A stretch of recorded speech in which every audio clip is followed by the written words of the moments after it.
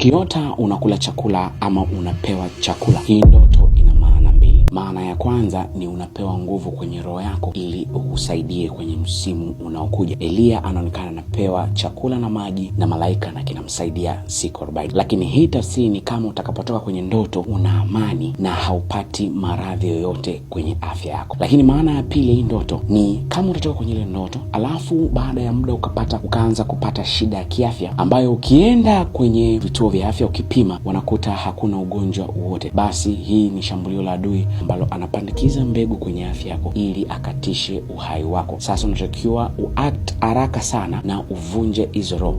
Utatumia Marko 16:18. Ndoto ya pili ni kuota meno yako yanaanguka ama yanang'ooka. Zaburi 3:7 inasema nitavunja meno ya adui zako. Ndoto hii maana yake unapoteza nguvu nyingi sana za rohoni kwa sababu kuna mlango ambao umeuachia tu ambacho kina drain taratibu uwezo wako wa rohoni. Watu wanaong'oka meno ni watoto wadogo na watu wazima. Na wewe unayesikiliza hapa sio mtoto, wewe ni mtu mzima. Mtu mzima aking'oka meno maana yake anaelekea uzeeni na nguvu zake zinapungua. Kiwa kumwomba Mungu akupe nguvu na akuonyeshe ni sehemu gani kuna udhaifu kwenye maisha yako. Ndoto ya tatu, kuota unapaa. Isaya 40:31 inasema watapata nguvu nao wataruka kama tai. Ina maana Mungu amekupa nguvu na inakufanya wewe uepuke na ile mitego ya adui kwa namna ambayo si ya kawaida. Adui atakuwa anaona kama ameshakuwekea kizingiti, lakini Mungu amekupa neema, unaruka.